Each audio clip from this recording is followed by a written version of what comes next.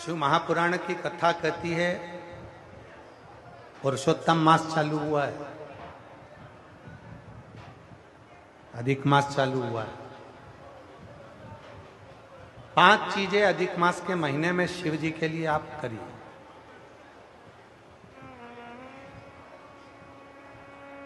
तीन वर्ष में एक बार अधिक मास आता है, पुरुषोत्तम मास आता है। हम पूरी कथा पुरुषोत्तम मास की भी आपको कथा के बीच में कहेंगे।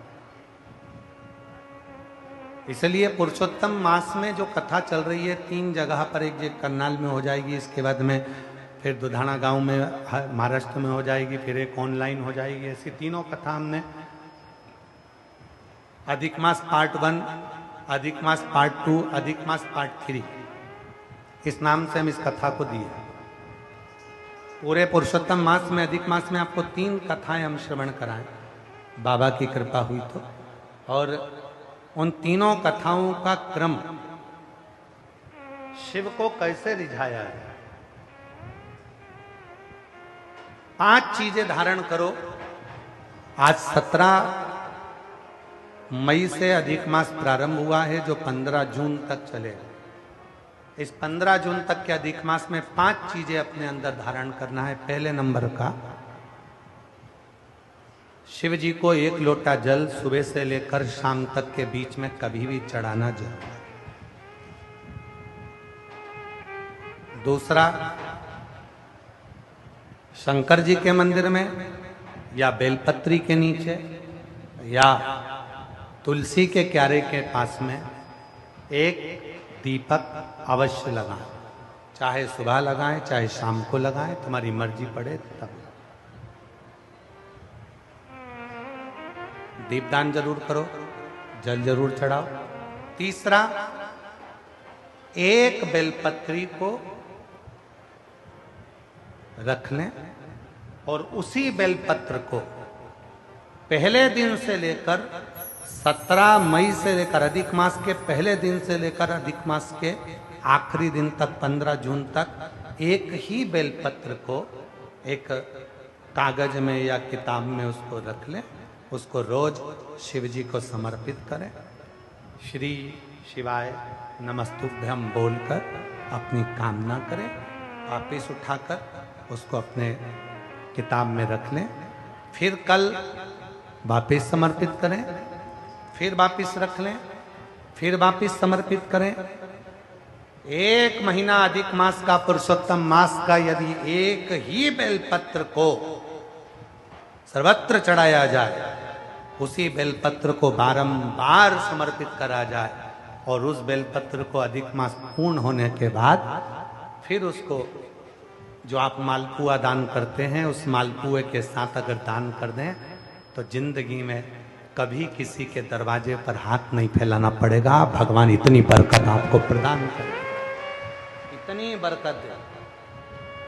एक बेलपत्र, वही बेलपत्र पहले दिन से चालू होती है। किसी भी शिवलिंग पर, चाहे पार्थिव पर चढ़ा लो, आप चाहें तो अपने, हम गुरुजी हम वहां पर नहीं है, हम कथा में रहते हैं, हम कथा सुनने जाते हैं, तो हम कहाँ चढ़ाएं? एक कंकर उठाओ, पार्थिव पे चढ़ाओ।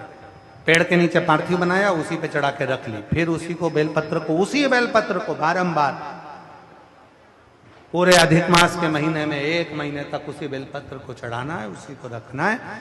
फिर आखिरी दिन जो अधिक मास पूर्ण होगा, उस दिन उस बेलपत्र को मालपुए पे रखकर शिव जी को चढ़ाकर लेके आना पहले, फिर मालपुए पे रखना और उसको रखकर फिर भगवान उस मालपुए को तुम दान। मालपुआ दान नहीं कर सकते तो तुम बतासे दान कर दो, पर मीठे के साथ उस बेलपत्र को दान किया जाए।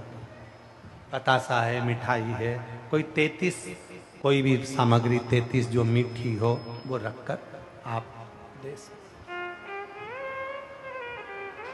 कभी किसी के दरवाजे पर कितनी भी मुसीबत आ जाए, कितना भी दुख आ जाए, कितनी भी तकलीफ आ जाए, कितना भी कष्ट आ जाए, कितना भी कष्ट आ जाए, आपको किसी के आगे हाथ नहीं फैलाना पड़ेंगे। लक्ष्मी की व्यवस्था स्वयं मेरा कुबेरेश्वर महादेव, मेरा महाकाल राजा, मेरा विश्वनाथ स्वयं एक बेल वही चलती। 5 चीजें करना है आपको। पहले नंबर पर जम के बोलो जल, दूसरे नंबर पर दीप, तीसरे नंबर पर बेलपत्र, चौथे नंबर पर भगवान शंकर के मंदिर में नंदी के दोनों सींगों के बीच में से शिव के शिवलिंग का दर्शन।